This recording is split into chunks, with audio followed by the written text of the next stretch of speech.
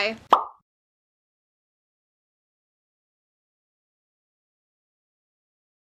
Hey guys, what's up? My name is Dom. Welcome back to my channel. If you're new to my channel, I typically make bookish content, movie content, and anything else in between because I like to do whatever I want on this channel, and tonight is going to be bookish content. Some of you may know I split up my Death Note reading vlog into 2 different vlogs just because when I was looking at the raw footage of the first vlog, it was way too long, and I figured having all these volumes combined, it would be way too long of a video. I didn't feel like editing all that at once, and I also had no idea what the final product would look like, so I didn't want to risk it, so hence why there's 2 different vlogs. So this vlog is going to be a journey of me reading the black editions of Death Note by Tsugumi Ohba, and the art is by Takashi Obata. The black editions, volume 4 through 6, just because those are the ones I own, but when it comes to like the regular volumes, because there's 2 volumes per black edition, that's regular volumes 7 through 12. If you're new here, I have seen the Death Note anime twice. I've seen that horrendous Netflix live action only once, and this is actually my first time reading the manga. 2022 has just been a very hectic year,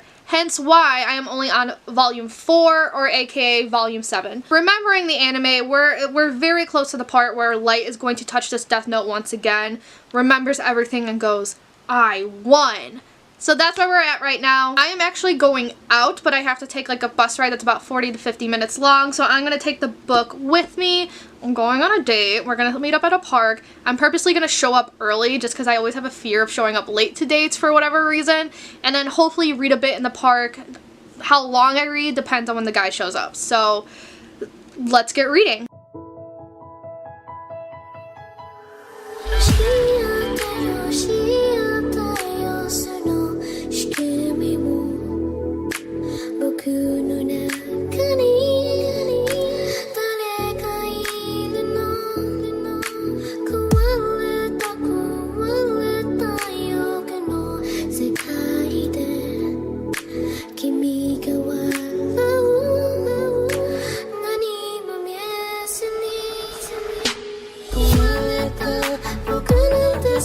It's happening. Bro, so I'm at the part where they're going to LA, and what is with this Hitler-ass disguise? Oh my god. Talking about this while he's sitting directly under a crucifix.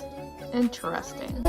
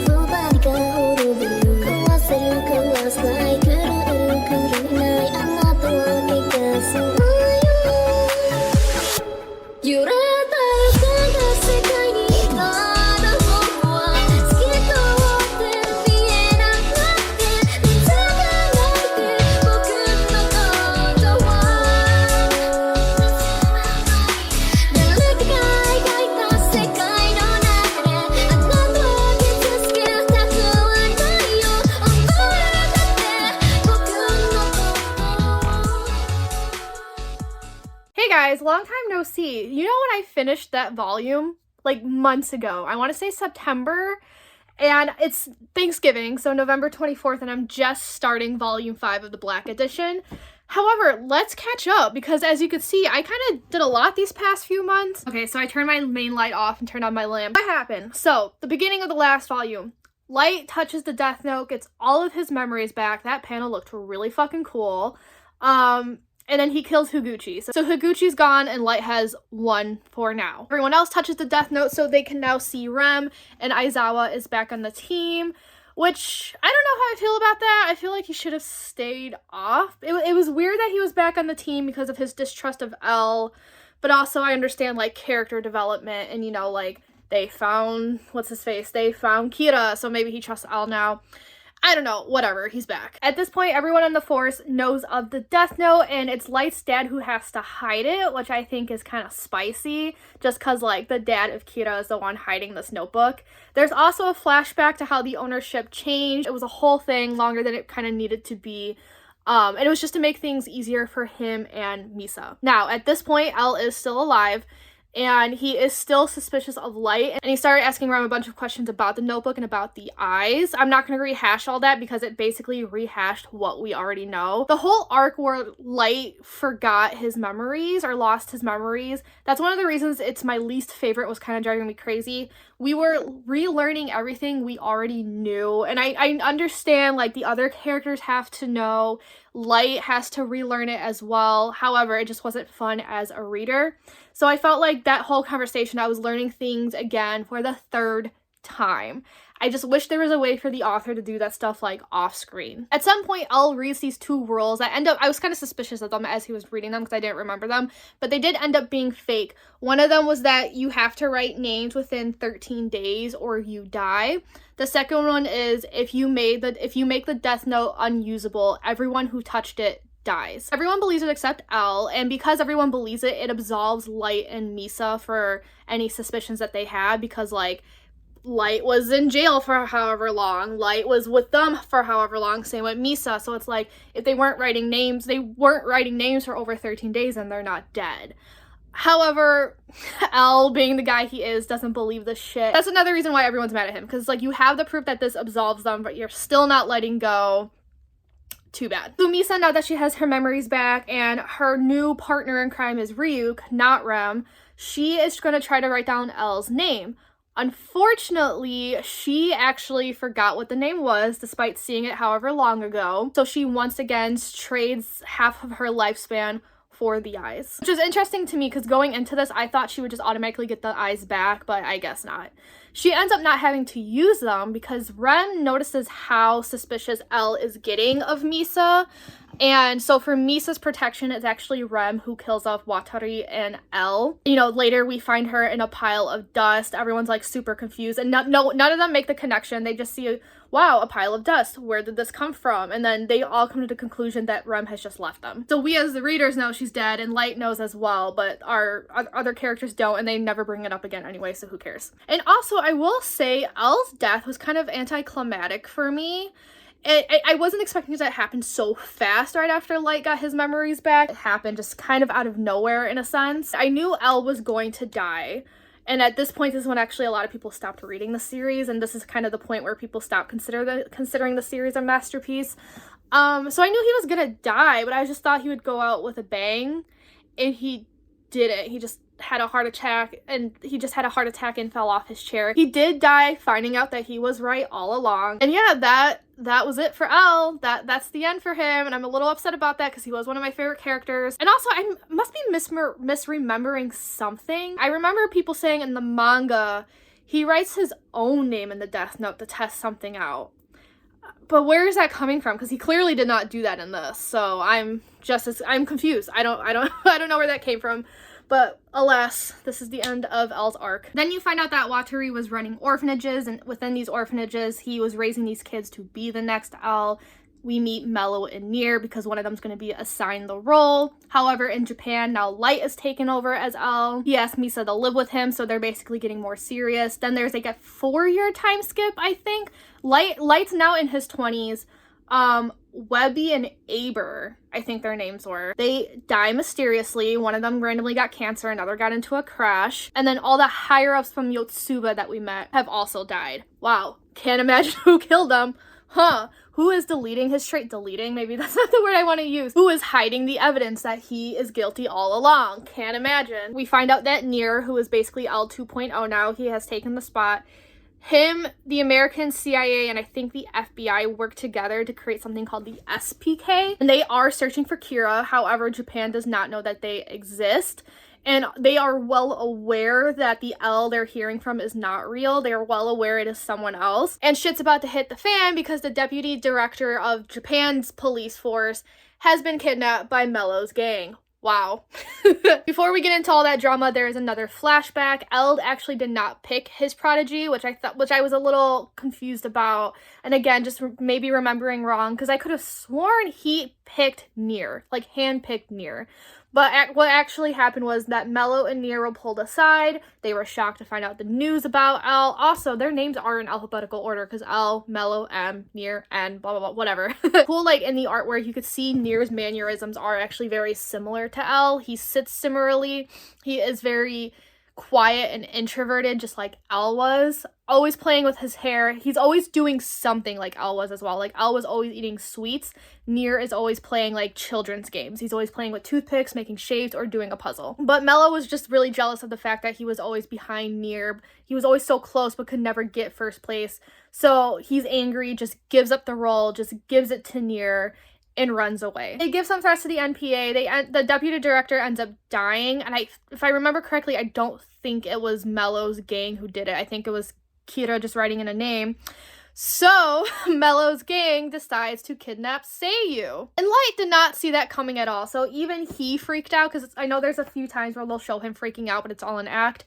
This definitely was not an act. He actually freaked out. He fucked up. Light's dad decides he's gonna go to LA, where Mellow's gang is, to get Seiyu back. And Light decides that they actually cannot do this by themselves, so he calls the SPK for help, and that's when he learns of Nier. Nier introduces himself as N, and that's when that's when Nier admits to them, like, hey, we actually knew L was dead this whole time. So Nier telling Light this information kind of freaks Light out a bit, because he's used to being one step ahead of everyone, or so he thinks, because oftentimes L was actually a step ahead of him. And this whole time, he thought he was a step ahead of the whole world. And it's kind of shaking him to his core that not only did he fuck up and get his sister kidnapped, but a whole other police force in a whole other country knew he was bullshitting this whole time. And it begs the question, like, if they know I'm not actually L, what else do they know? But he quickly pushes that aside. He puts on his thinking cap, his big boy pants on, and they devise a plan to get his dad to LA. However, on the plane, that's when his dad is kidnapped by Mellow's gang. So because things aren't going Light's way, he is angry and takes his anger out on Misa, which I saw coming. And, like, I mean, Light's a terrible person. We should not be surprised he's a shit boyfriend / future fiance, too. He's, like, throwing things, banging things, getting all up in her face, screaming, which, like, you do to me, absolutely fucking not. Get out of my fucking face.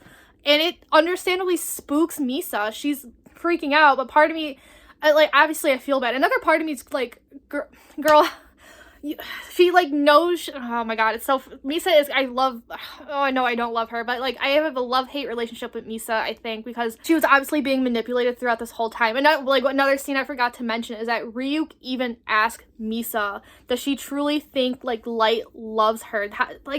He asked her, like, have you never thought that you're being used by him?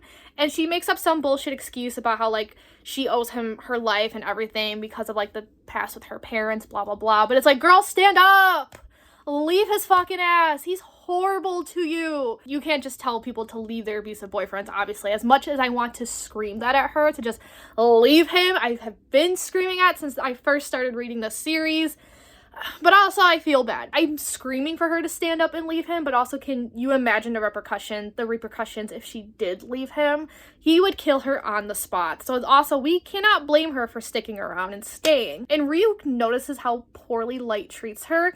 I mean, first of all, he did ask Misa, like, have you ever thought that you're being used? But even in this situation, like, he looked vastly uncomfortable. And if I remember correctly, he had a few, like, thought bubbles, speech bubbles, whatever, questioning how Light was treating her. Like, it was poor. It was horrible. Light is a very terrible human being, which is obviously the point of the story. It's just, I know that's the point, but sometimes when they drive the point a little too close to home, a little too on the nose, it freaks me out a little bit. Then we get to that whole bunker scene, and prior to that, Mellow was constantly one-upping Light, which I thought was interesting, and Light just getting so frustrated with it. Like, yeah, now you got more competition, dude. But Light's dad had to trade in the Death Note for Seiyu, And Melo's gang, in my notes I put quotes around nice, but I call them like the nice gangsters. They make a whole point of showing that it's just business. They don't mean any funny business, and they truly will hold up their end of the bargain if Light Yagami and co. hold up their end as well. And it ends up working out in a sense. Chief Yagami and Seiyu do leave safely, and then everyone else watches the Death Note get put on a missile and goes phew, and then the person in Melo's gang that helped with the trade, he thinks he did such a great job, and then Melo asks people to kill him off. Melo's Machiavellian, maybe I want to say, like, the end justifies his means. And then we discover the true owner of the notebook is not him. It is actually going to be a guy named Jack Nalon. And this kind of throws off Light because he thought it was going to be Melo, and I did too, actually, so that threw me off a bit as well. By manipulating Jack, he was able to get the exact address of where Melo is. And finally, in the last chapter, we find out through a flashback that a third Shinigami is involved.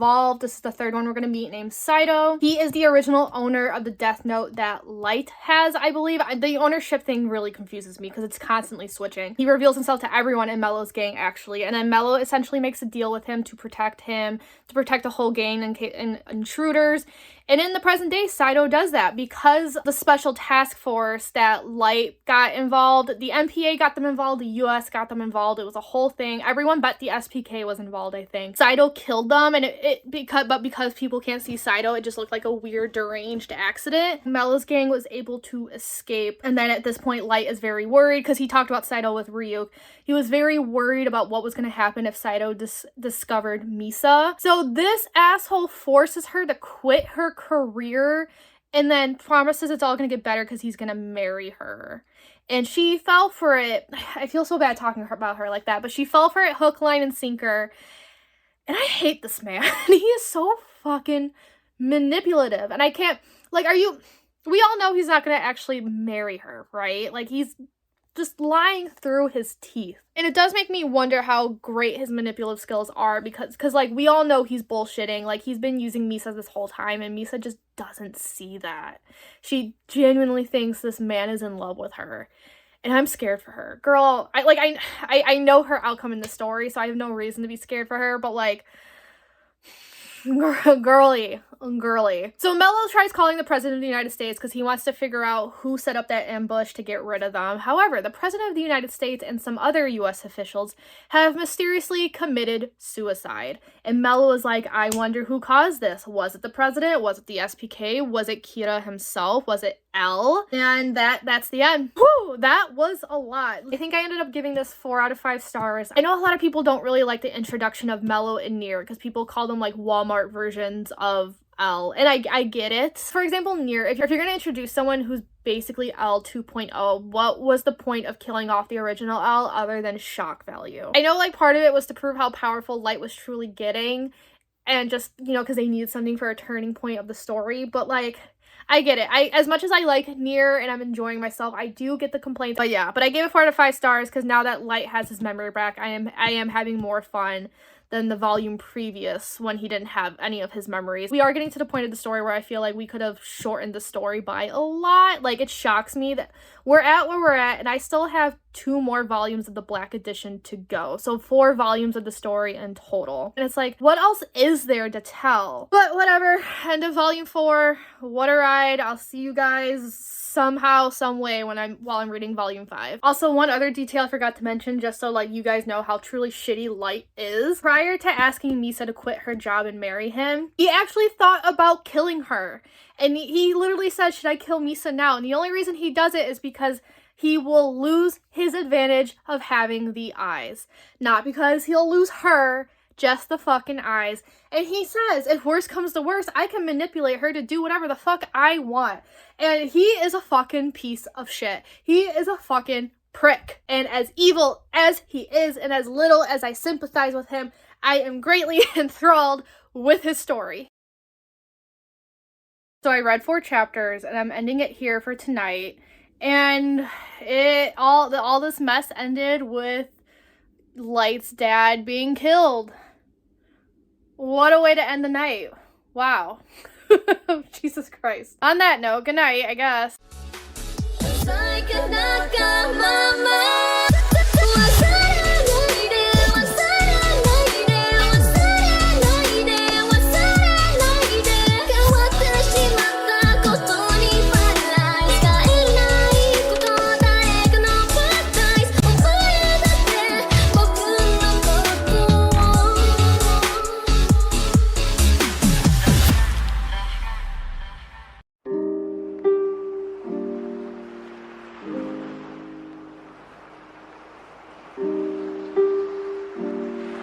Y'all, I am at the part where Nier is dropping money to divert people, and there's people literally falling out of the buildings for this. Can't say I've ever been that desperate for money. I swear to God, this is the most this man has talked throughout this entire series. I know this man is terrible, but he is hot.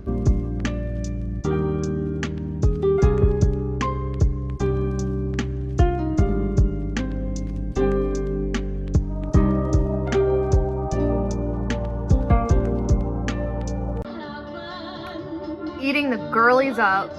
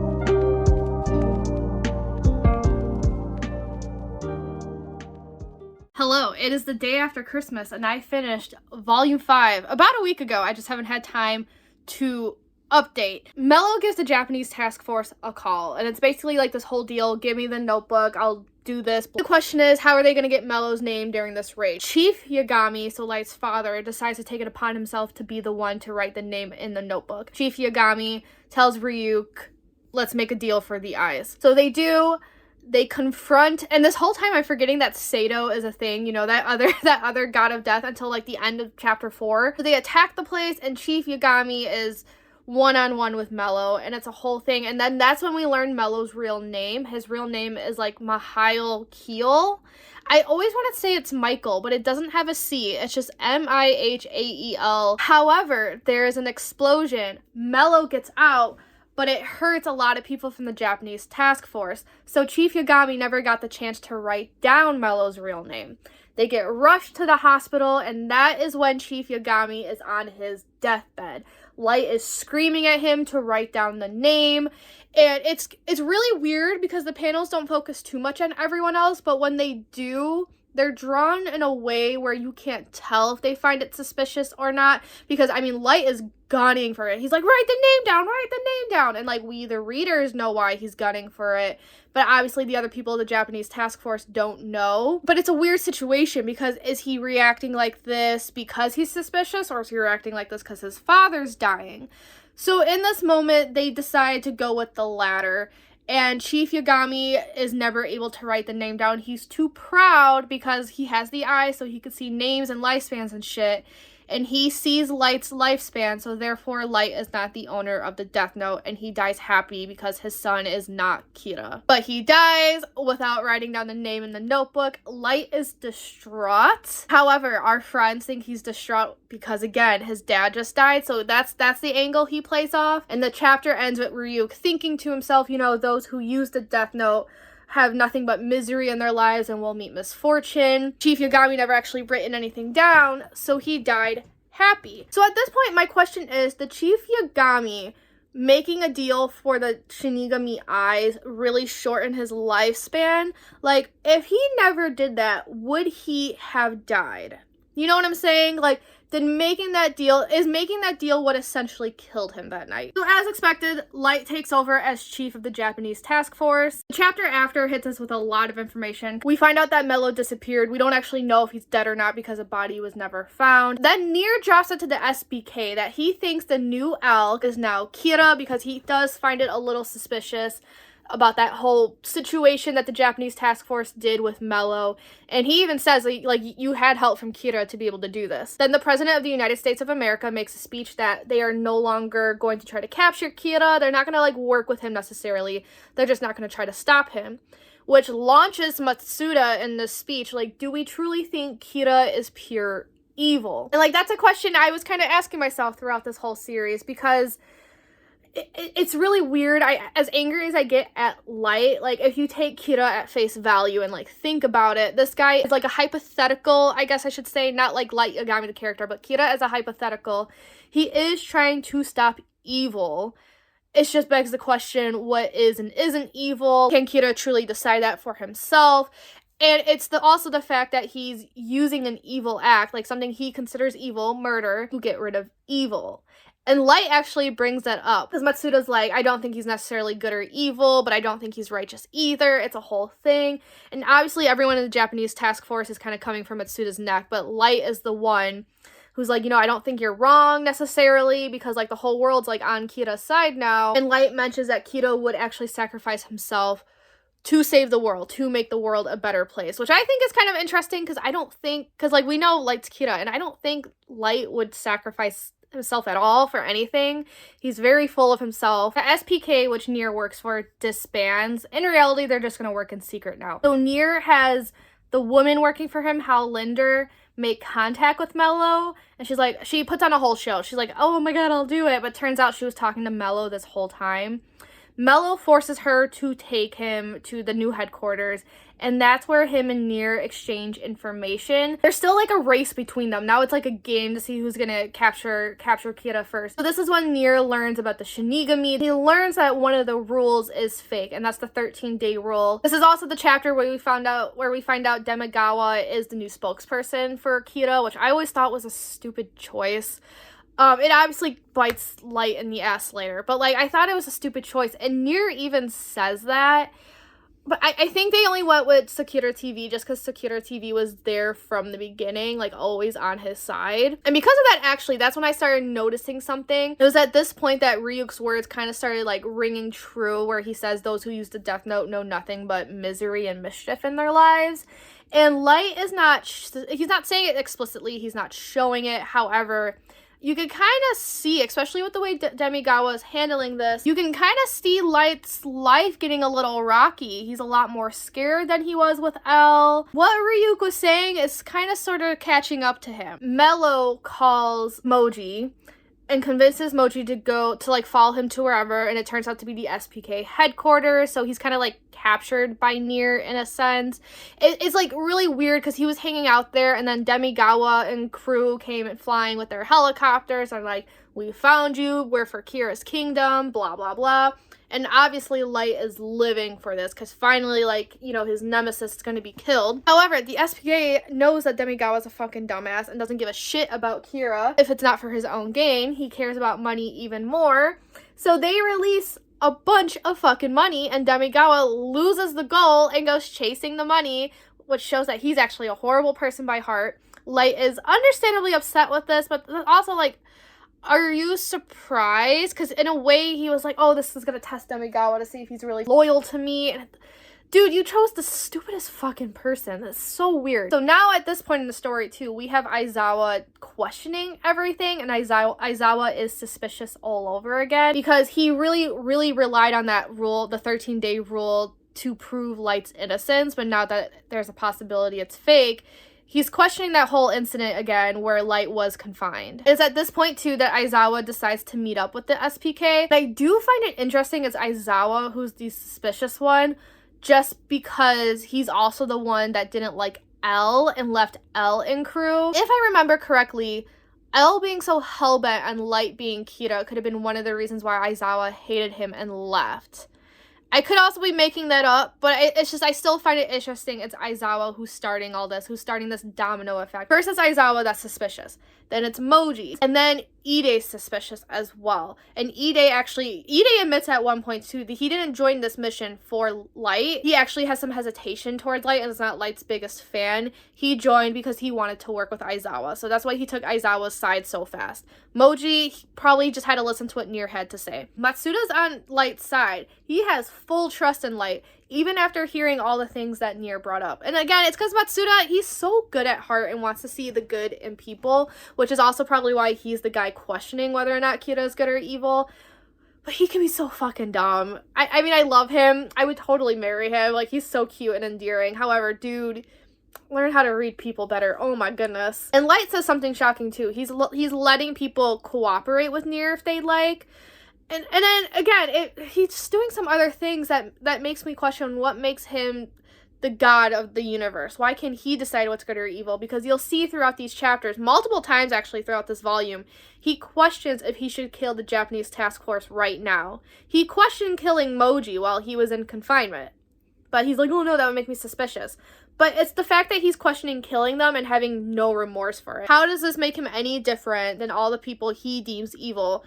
Which is one of the points of this manga, but it still enrages me. So it is through the conversation with Aizawa that Nier comes to another conclusion, because Aizawa tells him about the whole thing with the confinement and how in order to prove Light and Misa's innocence, they were in the back of the car, and then Chief Yagami said, I will kill Kira and then kill myself.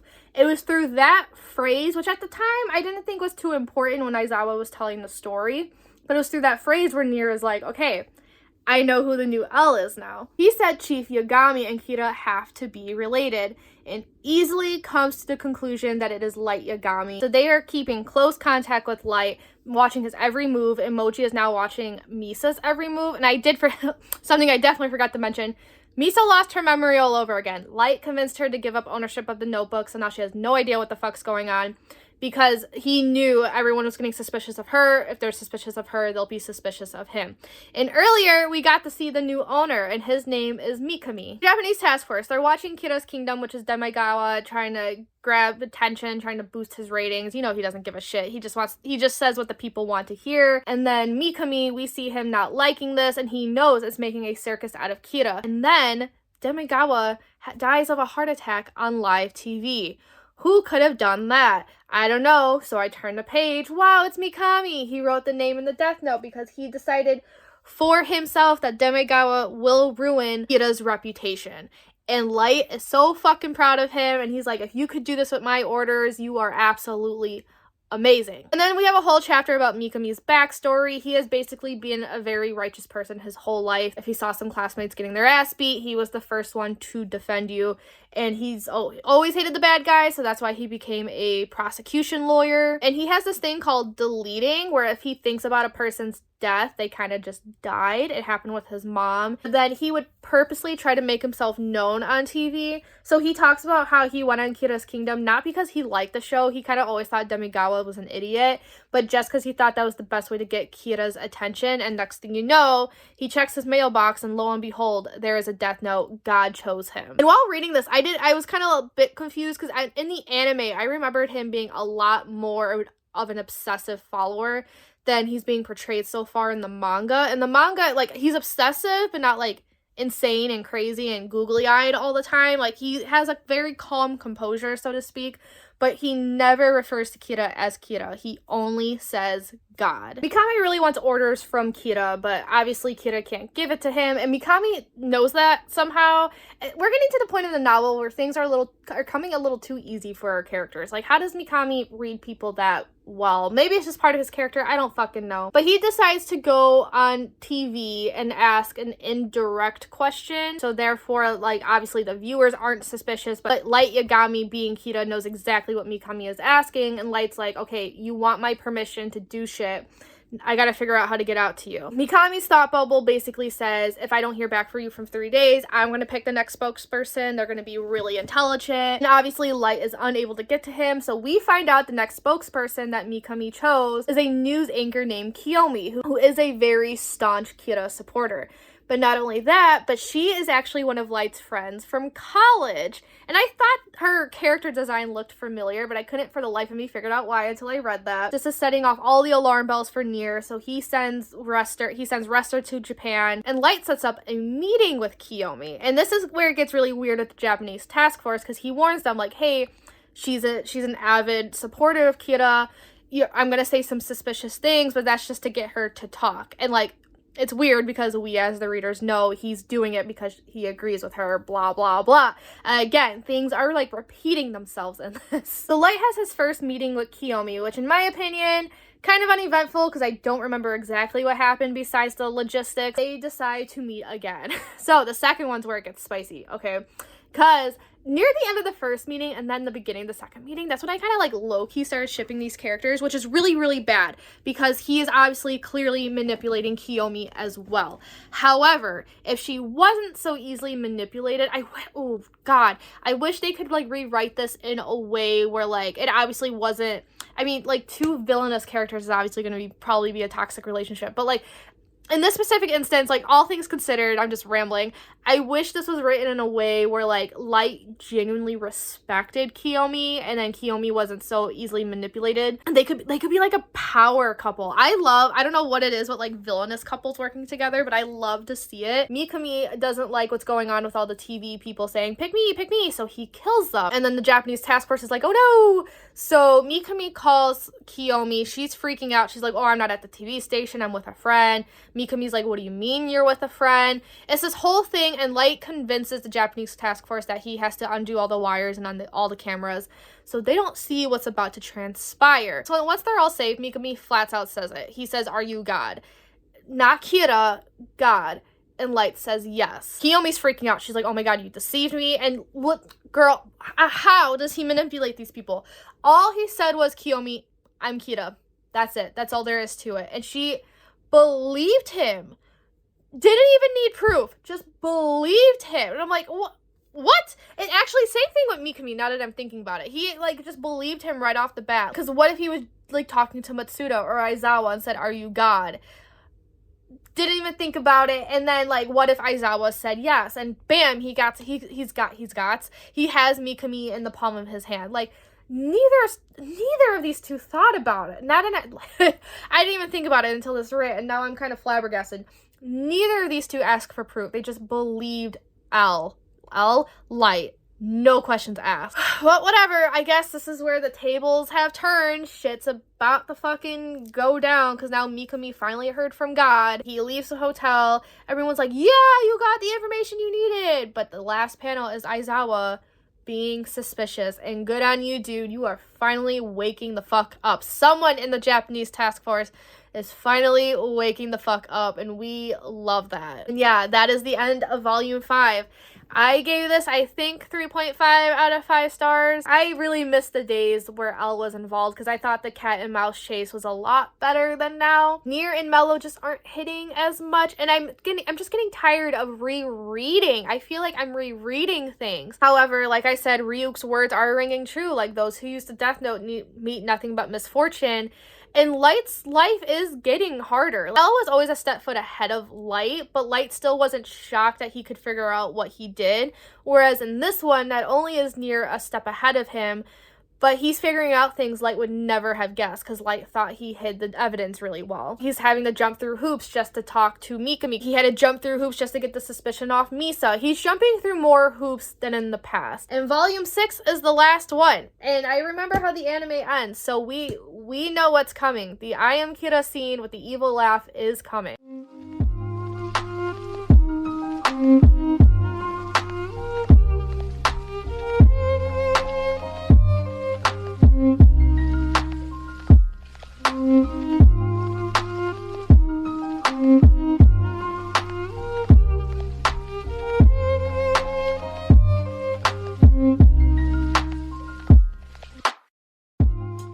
Okay, so I need y'all to be proud of me because I am updating y'all after reading only 3 chapters, not after reading the whole fucking book. So let's go. The first chapter, Near decides he's going to do the rest of the investigation in Japan. This half of the chapter is essentially him like talking to Light, letting him know he's in Japan, and like essentially challenging him. Light fell for it, hook, line, and sinker. he's not like as smart anymore. So he really is, his life really is being damaged by this Death Note, I guess. That's basically it. So, you know, just to get us riled up for this, I guess we are technically, because again there's 2 volumes in one book, so we are technically at the penultimate volume. So you know the heat is cooking. It's cooking up, y'all. That phrase didn't make sense. I need to go to bed. The second chapter, it's basically Nier telling the world how he's going to get Kira. He has to find out who, because it's like he has L Kira, which is the real Kira, and X Kira because he deduced that someone is doing Light's dirty work. This is also the chapter where Takeda finds out how the deaths actually happen, and it's through that notebook, and she freaked the fuck out. Strange to me, and of course this could just be a me thing. This just could be why I'm not like Takeda. But it's just so weird that, like, you know, she's a Kira worshiper, but then she freaks out once she finds out how Light does everything. And she's visibly scared, and yet she's still at his beck and call, as we see in the third chapter, which I'll get to. It's just so, I don't know. I have as I saw in like the last update, I have weird emotions about Takeda because she's clearly being manipulated. So I don't want to blame her for anything. But also, it's like, how are you not seeing the bullshit all this is, and that how are you not seeing that he's a horrible person? Which is the point of these characters. I get it, but it's like enraging. And that's why this story is so enthralling and fun. Moving on though, so chapter 3, we find out that Hal Linder, she becomes one of Takeda's agents. Not agents, but like, what the fuck are they called? Bodyguards. Why did I forget that word? Light already figured out that Hal works for Nier. So I wonder how that's gonna go. I genuinely can't remember if all of Nier's team survives. I remember Rester, but I don't remember Giovanni, and I don't remember Hal like at all. So the end of their arcs are going to be a surprise to me, I think. Also, Takeda has a fucking run-in with Misa. So Misa's understandably pissed because Light is essentially cheating on her. I'm really confused about where Light and Misa's relationship stands, because I think like on a public level, the public thinks Light and Takeda are dating. I'm just confused because weren't Light and Misa technically engaged? She's mad. She goes running. She wants to beat Takeda's ass, and it's funny because Hal is the one who actually used her CIA moves to like beat Misa's ass. Like Misa's arm was like and like she could have, if Hal wanted to, she could beat Misa's ass. However, Takeda stopped her from doing that. My alarm is running out of batteries. This is driving me nuts. And Takeda makes a comment to Misa. Ooh, what was it? What was it? Okay, never mind. I just looked. It wasn't as exciting as I thought it was. It was basically Takeda stopping Hal from doing what she was doing and saying, oh, Misa's a good friend of mine. And Misa is understandably pissed off because, yes, she stole your boyfriend. Oh, we love a love triangle. No, we don't. I hate love triangles, but this one's spicy. This one's fun. And then at the end of the chapter, Nier figures out that Mikami is ex-Kira. Honestly, Mikami did make himself very public by appearing on TV a few times. You would think that is very dangerous because like Nier, people like Nier can easily trace him, and I'm sure like in the real world, actually would that work in the real world? Like would detectives find things that easily like that? I don't know. If you're a detective or in the police force, let me know. And that's where we're at. So now it's gonna be a cat and mouse game with not only Light but with Mikami as well. So I'm interested to see how Light fixes everything and how he tries to take the blame away from everyone. And I remember Mikami going absolute batshit insane. I have that much left to go. It is 10:30 at night on December 30th, and I do want to get this done before the new year. So let's see if I can do that. It's a challenge to myself. I should go make coffee. I shouldn't make coffee with the way this update's going. I should make coffee so I could stay up. I want to read about half of what I have left today, so then I have half to read tomorrow and can hopefully reach my Goodreads goal. I started reading the series in fucking January. Did not think it was going to take this long. I read 2 chapters last night. Not what I wanted. Today's December 31st, so if I want to finish this by 2023, I have to read all of that by midnight tonight. It's 11 a.m. I just get antsy real fast and distracted. The huge. So let's see what I can do. The plot thickens, y'all. All right, I finally changed out of my PJs into my ATLA shirt, and then another thing I have to say is that I'm officially halfway through this, which means, because the halfway point is the end of volume 11 and the normal versions, I only have one official volume left. So you know how in the last check-in I was saying I was really confused about where Light and Misa's relationship stood? So I'm a full believer in complaining about your problems, right? Because every time I complain, my problems get solved. I'm complaining about Misa and Light, right? And literally the next chapter I read gives me my answer. So Misa meets up with Takeda, and who I thought was named Hal Linder is actually Hal Lidner. So Hal Lidner is there. I guess, like, Light and Misa are still, like, officially engaged. Misa's very clearly jealous of Takeda. Takeda is very well aware that he's not spending any time with Misa, and yet still has the audacity to ask Misa about that. Woo, girl. I live for this drama, though. And that's basically when Misa announces she's gonna announce her and Light's engagement on live TV. There was this whole thing where Light is telling Takeda, like, we will be together one day. I have to break it to her that I'm gonna break up with her. Don't worry, you are my goddess. I got you.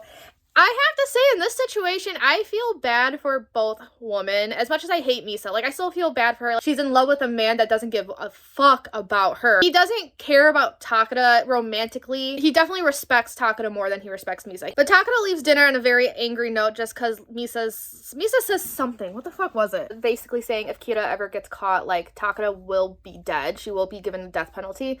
Takeda doesn't like hearing that, and, like, we all know it's true. And then later in that chapter, we actually see, so because Giovanni's trailing Mikami, and then we see them on the train. This guy is, like, trying to sexually assault a woman. So Mikami kills him using the death note, and that's when it's proven to Giovanni who Mikami is. He is the ex-Kira or whatever. My thought on that is that it's peculiar to me. It's interesting to me that Mikami would just do that in the open with his notebook. I mean, granted, death notes look like regular old notebooks, but it was just so interesting to me that Mikami just did that in broad daylight. If Light ever publicly killed someone, it's because the paper was hidden somewhere. Like, you couldn't see that he had a notebook. But Mikami's doing that, and surely Mikami has to know, like, surely Light had to tell him that, you know, the SPK knows there's a notebook. So you would think Mikami is more secretive about it, and unless that is part of Mikami's downfall, is that he's just out in the open like that. I don't know, I guess that's like a long-winded way to say that, to me,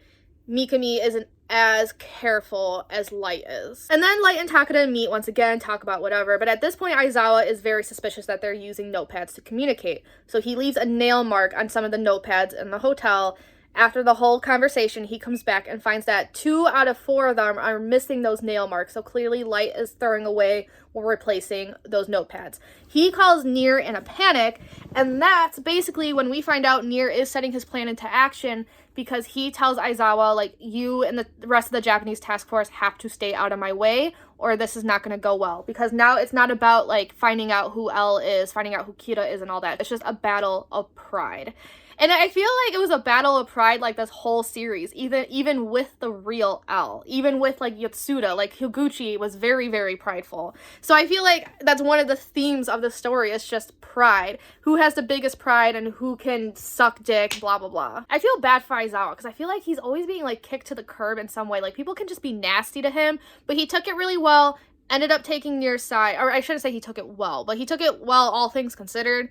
Took Nier's side, told Moji about it, Moji took Nier's side. Matsuda, at this point, Matsuda is still on Light's side. I'm very confused on where Ide stands, because Ide's always acting all shocked when Nier says something, but it's like, Aizawa caught you up to speed. What is going on? Because Ide himself even said he's doing what Aizawa was doing. I don't know.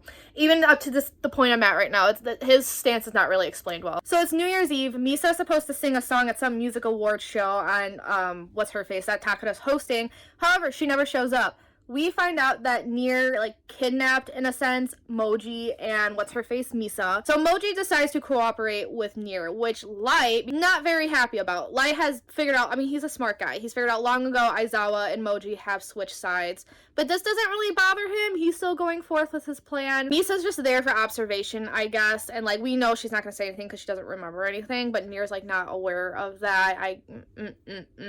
Whatever. So I don't know how much she comes into play later in this series. But in the meantime, Giovanni is trailing Mikami, and we learn that he lives a very clockwork life. Giovanni is able to get a hold of the Death Note, which is another curious thing to me. That he, as a Mikami, is not as smart as Light. Because Light made sure to protect that at all costs, just in case he was being trailed. Mikami keeps it in his bag, which granted the bag locks. However, like we saw Giovanni easily pick the lock. It's like for someone who, you know, who bows down to Kira's every move and like is a very smart and precise man, he's making what I think are kind of dumb choices. Like, you have this weapon in your hand that no one knows about, and God forbid the whole world finds out about it, and you're not protecting it more. At this point, is it just Mikami being like a certain type of character with these flaws, or is just the writer's cop-out to move the plot forward, to make it a little easier for the SPK? Because we are nearing the end. Like, you know what I'm saying? Moving on, he touches the notebook. There's no Shinigami trailing Mikami or possessing him. And it's a whole thing of trying to prove that Giovanni is not being trailed by Shinigami. He's not. End of story. Nier decides to put forth with his plan and gets in contact with Light. And they decide to meet at this warehouse at a certain amount of time. And everyone from the SPK has to be there because Nier's going to show his face. Everyone on the Japanese task force has to be there. And he makes a point to say that I want anyone but L to carry the notebook that's at headquarters that I keep forgetting they have. But in order for that to go forward, it's Light who's going to be picking someone, so I can already imagine it's not going to be Aizawa. If anything, my guess it's Matsuda, just because Matsuda is like at his beck and call. And then the plot fucking thickens. The plot, I forgot all about this part. So we're watching Takeda and her bodyguards drive to NHN. There's a guy on a motorcycle leading them, and I'm like, wow, that's real weird. And at this point, I was wondering too, like, what happened to Mello? But then one of Mello's followers starts shooting at Takeda, so obviously the bodyguards are freaking out. Hal Lindner, we're gonna call her Linder. I don't like Lindner. Linder like protects her, blah blah blah, and notices that the guy on a motorcycle saying, hey, put her on mine, it's not safe to go in NHN, is Mello. And that's when I was like, ooh, this is when things are not gonna go Light's way. Before I continue, I did forget to mention, Light thinks he's so smart because he could figure out Nier, and it's just funny because then you go back to Nier and Nier's like, I know he's gonna figure me out, that's part of my plan. So Light, he is following hook, line, and sinker for everything. You know that downfall's coming. So back to Mello, because Mello is going to change something. And it gets Takeda on the back of the motorcycle. And luckily, just to save face maybe, she gets other cars to like follow. Mello's on a motorcycle. They are not. So he turns into this narrow hallway, alley. And all the cars are like, oh no. And then they stop because they obviously can't follow. They can't shoot either because they might shoot Takeda. And then the chapter/volume ends with Takeda being like, who are you? And Mello is putting handcuffs on both her and him. Black screen. Egad, what is going to happen after this? I don't know. I genuinely cannot remember Takeda's fate. I am glad that Mello is back in the picture because I feel like we haven't seen him for a while. And so I was like, what was the point of all that? So I'm glad he's coming back in. I'm really interested to see how this changes Nier's plan, or if Mello was involved this whole time. You never know. I feel like we never know with those two. Like, sometimes they work together, but then other times they clash. But we're so near the end that I can't imagine this is going to ruin much. You know, like, we have 200 pages left. Like, how much can Mello ruin, and how much can Nier truly change at the last minute of the story? I'm probably gonna finish this around 6, 7 o'clock if I don't get up from the bed, but I know I will. Let's go. Y'all, checking in after one fucking chapter, because holy fuck, Mello's dead. And so is Takeda. I feel like Takeda's death I should have seen coming, just because I don't remember her involved at the end of the story. So clearly she had to go away somehow, some way. But Mello, oh my god, why do I remember him making it to the end? He's dead. Takeda killed him. She had a piece hidden in her bra. Piece of the Death Note. Oh my god, the plot thickens. Why didn't Mello see that coming? Oh my god. Ooh. So he kidnaps Takeda, has her stripped naked in the back of a truck, and gives her, he's a gentleman, so has her, have a blanket, gives her a blanket to cover herself, and that's why she was able to write in the note. And this poor thing, I mean, she's such a shitty person. I should not feel sorry for her. But, like, this poor thing was so scared and calls to Light for help. And this is why, even though I hate Misa, this is why I feel bad for Misa as well. I feel bad for both her and Takeda, especially Takeda in this moment. They go to Light for help. Takeda was so scared and called Light in a moment of panic and hoped he could help her. And instead, he writes her name in the fucking death note because he doesn't need her anymore. He just throws people away. And the death was brutal. Like, she's stuck in the back of a truck that's in, like, some old church building. And he makes her kill herself by suicide, by burning everything around her. And it's like, if she's in a truck, what is she going to use to burn everything? You can only imagine. Burning to death is a brutal death. I feel so... Should I feel this bad because she was, you know, a Kira worshiper? But, like, oh my god. I think I feel bad because I'm just so angry at Light for just throwing people away like that. He just kicks people to the curb, and it's just, I feel bad that these women couldn't see that from the beginning, and I feel bad that he did that to Takeda just after everything she's done for him. And like, now she's not, and like, we know in this universe heaven and hell exist, and like, if you used a death note, you're not going to either. So she just wrote one name down to help this guy she's in love with, and now she's just zapped from existence, and I feel horrible. I can't believe they fucking died. Like, Takeda, I really should have seen coming, but I'm just shocked. I'm kind of angry. I'm so angry at Light for killing. Oh my god. Oh my god. Now I have to keep reading. The sun is setting because, you know, winter, so it sets at 4:20 p.m. and it's like 3:45. I'm so, oh my god, where are we gonna go? I know where we're going from here, but I'm flabbergasted. Misa predicted that for her. Granted, like, Kira's not caught yet, but she got the death penalty. Like, he didn't need Takeda anymore, so she's dead. I'm more upset about her death than I am of Mello's. She's dead, Mello's dead, so now Nier's plan is fine. Nier can keep going the way he was going, but, like, I didn't expect it to happen that fast. I was expecting, like, another chapter or two, and then that would be solved, but no, it just hit me right in the gut one fucking chapter later, and I still have more to read. So before I keep rambling, I'm gonna go do that. The plot thickens once again. You know how I made comments, how I thought it was strange. I almost said Matsuda. How Mikami was writing in the death note in plain sight.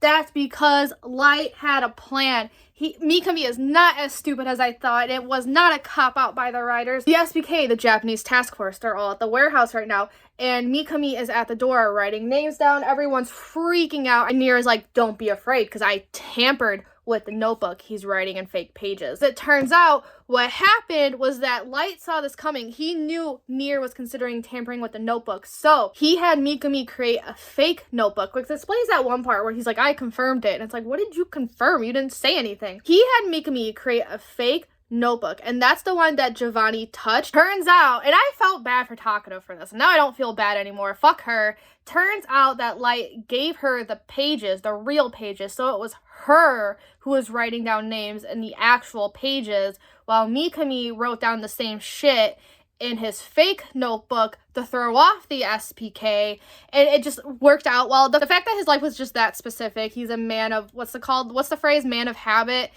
it worked in Light's favor. That wasn't Light demanding him to do something. It just purely worked in Light's favor. But still, I forgot all about that detail. So here I am thinking Mikami's kind of like dumb. Like, for a smart man, why are you doing things in plain sight? But it was all on purpose. It was to get the SPK to fall for it. And that's why he held his phone out. He took a picture so that what's-her-face Takeda knew what to write down and knew the face and blah, blah, blah. And y'all, that's smart on Light's part. We know shit, Nier's smart too, so he probably saw this coming, and that's going to be the big reveal right about now. But, whoo, oh my god. I cannot imagine reading this as it was coming out and, like, not knowing the ending, because that's insane. From that chapter, I would honestly think the story would end with Kira winning, and, like, the final panel will be Kira at the top of the world and people bowing down to him. And Light basically admitted he's Kira, because he just said, like, yeah, Mikami, come on out. And he has this big smirk on his face. Mikami's calling him God and all that. They're all gonna die in 40 seconds. Ha, knee slapper. I am shook. They caught me by surprise. I don't feel bad for Takeda anymore. Like, bitch. I was like, oh my gosh, she wrote run name down, and now she's zapped out of existence. Bitch, you were writing all those fucking names down. Fuck you too. I don't feel bad for you anymore. Okay, let's go back to reading, because I want to make dinner, but I have like 100 pages to go. Well, you guys, 4 more chapters to go, but Light has finally admitted he is Kira. They all survived because Nier did something even I couldn't figure out. He replaced pages of a fake notebook. So, right, Mikami should be writing in the real one, right? but why aren't they dead? They actually did ended up tricking the SPK, which Near fully admitted. He's like, to be honest, y'all tricked us. So Giovanni kept stalking, I shouldn't say stalk, why did I say stalking? He's the police. Trailing Mikami, and it turns out Mikami goes to the bank once a month, and it's always the 25th of the month. However, during the whole Takeda situation, he went to the bank not only on January 25th, but also January 26th. And Giovanni, you know, who's been stalking this guy, trailing this guy for however long, was like, oh my god, that's weird. A methodical man goes to the bank twice. So they found out Mikami is keeping the real notebook in his, like, safety box, safety deposit. However, Near says they were able to get to it because, like, it's just an easy lock to pick at the local bank. And Light doesn't like that. But okay, Light, you can't blame Mikami. He did what you said. It was just suspicious because Mikami was not supposed to touch it until after this incident when they could do things on their own. But with the Kiyomi or the Takeda situation, Mikami took it upon himself to also write Takeda's name in the death note just a minute after Light did. Because, you know, I guess that was the warning. If Takeda was ever in, like, an emergency situation like that, unbeknownst to her, it was it was Mikami's job to kill her off. And that's what set Near off and was like, oh my god. So what did he do? He replaced the whole thing. In one single day, Rester and Giovanni made a fake. Flipped the fake into the safe. Near kept the real one on him, and it was the fake. So now there's like two fakes. That's confusing. Oh my goodness. It was one of the fakes that Mikami is writing in. And Light is fucking pissed because Mikami did not listen to him. He was not supposed to touch the notebook, and he did. That's why he wrote in a fake now. So now there's two fakes, while Near has the real one. And he came to the conclusion that, yes, you can write. The pages that you rip out still do work, and that Takeda was doing the majority of the killings. And then Light had flashbacks to all the other people he killed off earlier in the series, including, what's-his-face, Reinber, the FBI agent, and his wife, who I'm still mad about dying. Near also admits he was able to see the Shinigami. He was able to see Ryuk the whole time. Whoo! And then Light got mad at Ryuk because Ryuk basically said, like, yes, pages work, and he was so mad. But listen, Ryuk said from the beginning he was never going to be on your side. He wasn't going to be on anyone's side. He was just going to watch from afar. And now Light, it's biting him all in the ass. And it's just so funny because Light put so much trust in Mikami just because of how clockwork his life was, and that ends up being your downfall because he did not expect Mikami to go against him and go get the real notebook on the 26th of January. We got to the part where he does his evil laugh that everyone knows from the anime and still uses as memes to this day, and he says, that's right, I am Kira. So I have 4 more chapters left. They're really dragging out this reveal here, but I don't want to say dragging out because it is well paced. A lot of information we need to know. But dear Lord, I know like one chapter is going to be Light dying, but like what's the other 3 going to be about? I saw you go in the engine. You're the imposter. We all know it. Case closed. This wasn't animated. Hey, hi, hello! So I am here to update those final chapters of Death Note. It's actually been a while. I'm doing this update on February 2nd. But where did we leave off? Those last few chapters, like, for fucking reveal, there's a lot of chapters to that ending. Light goes on a tangent about how he has to create this better world. And then Near basically puts my thoughts into words at this point of the chapter, or this point of the story. So Near essentially tells him that Light is a terrible person, because any normal person who doesn't want to murder would have been horrified of the book's power. And I feel that, like, if the Death Note were real in real life, I would be horrified. I cannot imagine murdering anyone, which to prove Near's point, not saying I'm, like, normal, but, like, I don't feel the need to murder people. Many of my friends don't feel the need to murder people. That notebook would scare me. And then Near goes on, like, an excellent discussion about what it means to be righteous. So, you know, Light has his ideas. He thinks he's righteous. But Near has his own beliefs, which makes him think he himself is righteous. Because there's no one who can truly determine who is and isn't righteous. And I just think that's an excellent discussion on, like, the moral of Death Note. Because the moral to me is that no one has the right to determine who is and isn't a good person, because like Near said, he thinks his beliefs are righteous, but they're clearly different than Light's. And we even see in like the Japanese task force, they all have a different idea of Kira. So wouldn't that like change things? What makes Matsuda righteous? What makes Ide righteous? What makes Aizawa righteous? And all that. But you know, now Light is pissed off, so he's trying to distract everyone because he still has a piece of paper in his watch. And then he tries to write Nier's name with his blood. Nier's name is Nate River, but it's Matsuda who shoots him, which I think was like an excellent way to go. I think it's like an excellent ending to both of their arcs just because of how much Matsuda was inspired by Light as a person. Matsuda really looked up to him, and I think it is interesting. I think it is just a good way to go that he's the one who eventually ends Light in a sense. It does remind me about how like cults work, or just any belief system, because people always say it's actually the true believers who are most likely to leave a belief system because they feel betrayed. For example, like with cults, you see in 19 Kids and Counting, Jill Duggar, and you see on Scientology with Leah Remini.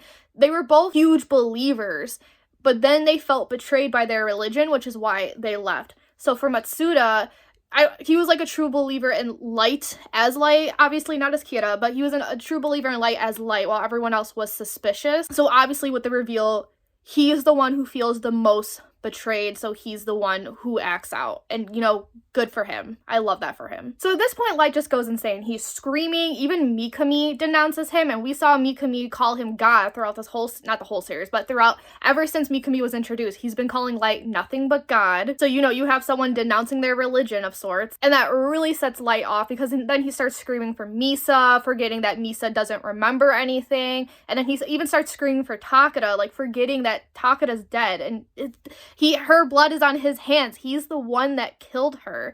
So that's how I knew this man was going batshit insane. And then his last resort was Ryuk. So he goes to Ryuk screaming, and I remember Ryuk writing Light's name, but I forgot the reason why. So this was kind of like new to me when I was reading it. But you know, Ryuk obviously writes Light's name in the notebook, and it's purely because like Light lost, and he even says, if I'm your last resort, that's how I know you lost. I'm no longer entertained, and I am too bored to wait for you to die normally. So that's why he killed off Light, because again, he wanted to be the one to write Light's name in the death note. So Light's panicking about dying, which to me shows the human side of him. Like, he wasn't this god he thought he was human like the rest of us all along. And this was the part that was kind of interesting to me, because now we have a flashback, because I mentioned earlier when Ryuk told Light, if you use the death note, you're not going to heaven or hell. So I was like, oh yeah, that to me proves that in this universe, heaven and hell are real.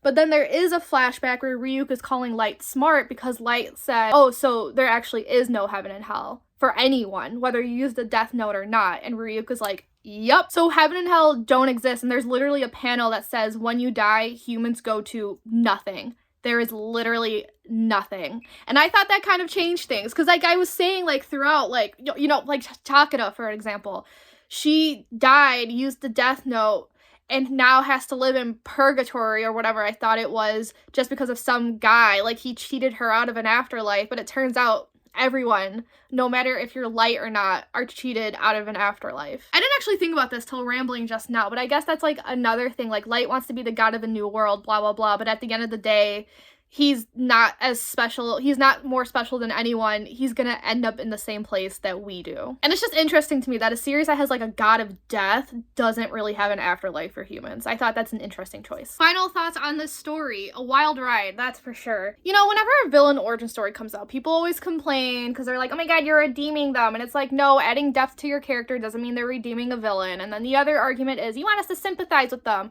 And I always make the argument that you do not need to sympathize with your main character to have an enjoyable story. And Death Note is the prime example of that. Did I feel bad for Light? No. Did I support him? Not at all. But did I have a hell of a time with the story?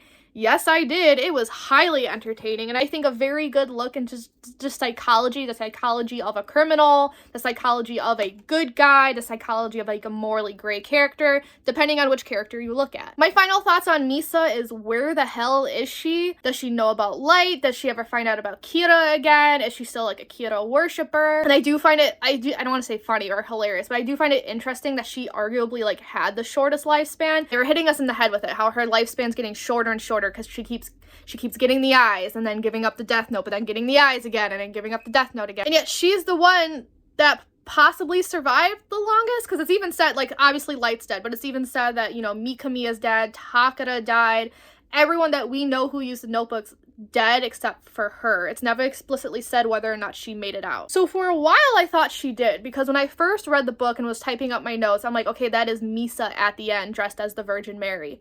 But it's not.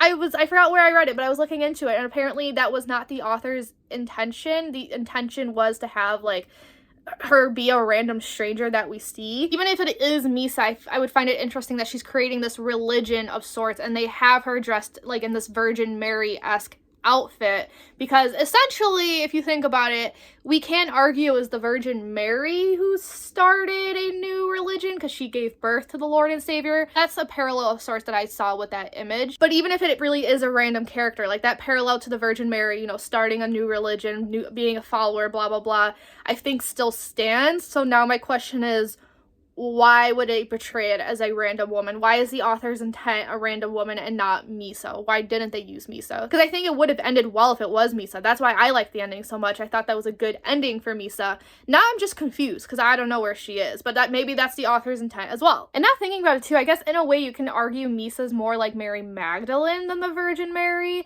So the random stranger could be like the Virgin Mary starting this new religion of sorts. But if Light's Jesus, then Misa would be Mary Magdalene because she was his follower, just like Mary Magdalene followed Jesus. Light and Misa had a thing. Granted, it was very, very strained, but they had a thing going on. And then it's believed that Jesus and Mary Magdalene were married as well. Moral of the story, no one has the right to decide who is and isn't a good person and what your punishment should be. You know, another thing we have to think about too, Light was only Kira, like, by chance. He accidentally found the notebook. So what makes him different than another person who could have picked up the Death Note? This story would have been totally different if someone picked it up. Which was Nier's point. People are just too nuanced and different, which is why we don't have the right to choose who and isn't good and what their punishment should be. And like at the end of the day, death is equal. In this universe, you all end up in the same place no matter what. If you're a god, you're gonna go into nothing. If you're the greatest person ever, you're going into nothing. If you're the worst person ever, you're going into nothing. Light should not have thought he was morally superior because he is going to end up in the same place that he put everyone else. I feel like we could rant about the series forever. There's a lot of nuance here, and like I said, it is a deep dive into the psychology of a criminal,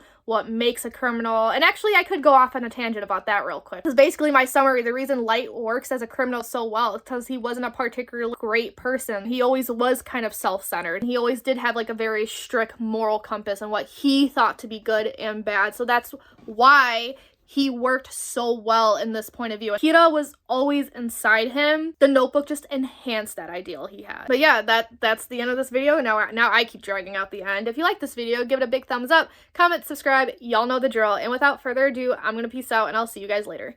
Ciao tutti.